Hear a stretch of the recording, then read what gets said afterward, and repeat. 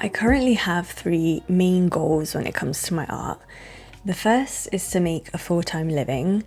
The second is to inspire others to create. And the third is to be the best artist I can possibly be.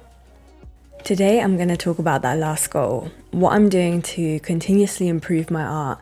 And there are many ways I'm trying to do this, but today I want to talk specifically about master studies. I want to tell you 4 lessons I've learned while doing master studies that are helping me in my goal, as well as give you some tips on how to start doing these yourself. I'm going to be starting with this Monet piece, which I actually got to see in person recently, and I just loved the colour palette, so I was really excited to do a study of it. Before we get into it, all the materials I used are linked below. I used watercolour for the underpainting of this piece and Holbein gouache for all 3 paintings I did in the video.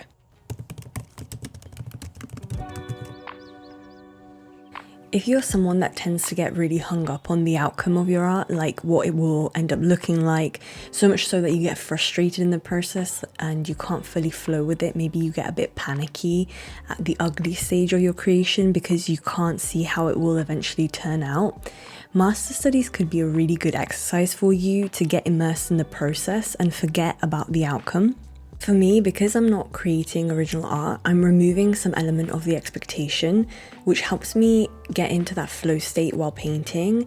I find myself really captivated by the art in front of me and trying to decipher how the artist created the different colours, how they put together the brushstrokes.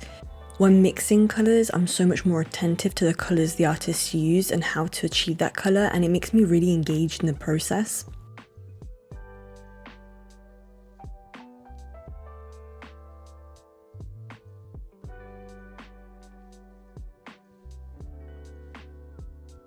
When I first started this piece, I was a bit lost as to where to start. I felt like I had this huge puzzle in front of me of different brushstrokes and I had to begin to put them together.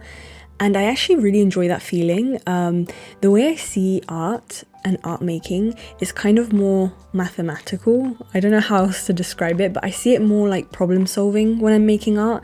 And this is heightened when I do master studies. Which is why I think I become even more immersed in the process and less so in the outcome.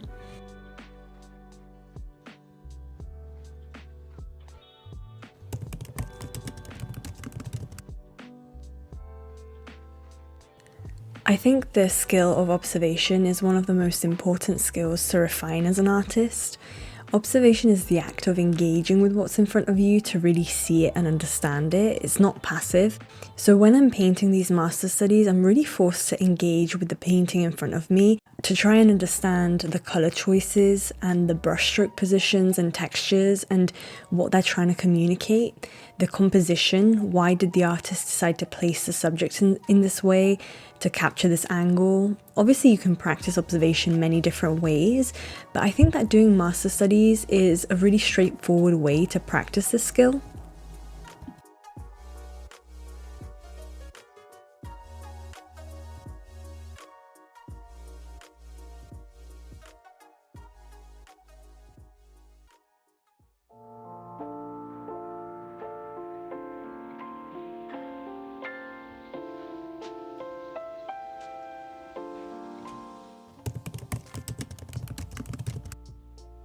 Because you're copying someone else's interpretation of an image or scene, you're emulating their artistic style, which makes you step away from your own style, how you would normally approach painting an image in front of you.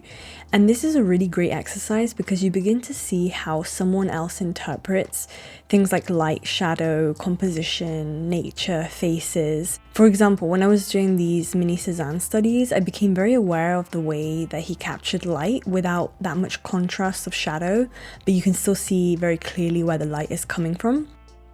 I think this gives you a new perspective, maybe new ideas on what you want to bring to your own art. My art style when it comes to landscapes at the moment uses many brushstrokes and marks, but painting these studies really made me see how it's possible to simplify certain images and be just as effective in communicating the beauty of the scene.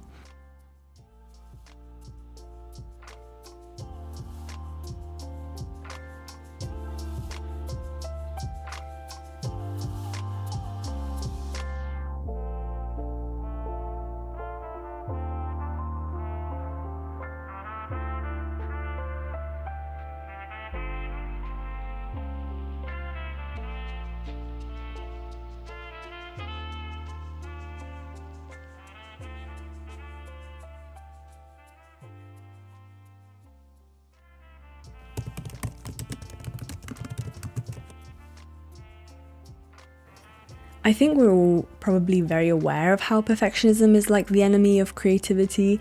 I can sometimes let my perfectionism really interrupt my flow state with art, and also it can add a lot of self-doubt while creating. But in my experience with master studies, I found that my perfectionist tendencies actually take a backseat. I think this has to do with the fact that my focus when doing these studies is different. I'm much more absorbed in the process, and I'm trying to capture the essence of the painting rather than hyper focusing on accuracy. This also may have to do with the type of paintings I select, which are more impressionist and require less focus on technical accuracy and proportions. Which actually brings me to my 3 tips for you if you want to start doing master studies yourself, which I really hope you try out. So my first tip is pick paintings that don't require much technical planning, that get you straight into the rendering process, be it with paint or color pencil, oils, oil pastels. I find it to be much more fun and engaging to be able to jump in, and also this will help you on not getting hung up on the perfectionism aspect that I was mentioning. Obviously this is all very dependent on what type of artist you are and what art you're drawn to. I'm just speaking from my own experience, and if you're just starting out, I think this is a really good place to start. My second tip is do it in whatever medium you want and are most comfortable with. I love gouache and I'm quite used to how it works, so I'm not having to learn a new medium while I'm doing these studies. And my third tip is to make the studies small. Painting small is so much more manageable and less daunting, especially when you're starting out. And doing a master study in small scale is going to help you do it quicker, which will make you more likely to go through with it till the end and also help you complete more as well. I really hope these lessons and tips were useful for you and they've made you want to do a master study of your own. I'd love to see them if you do end up doing one, so tag me on Instagram. I will put the references of these 3 pieces that I did below so that you can also access them and maybe try them out yourself. And if you did find this useful, please feel free to give it a thumbs up, and I'll see you in my next video.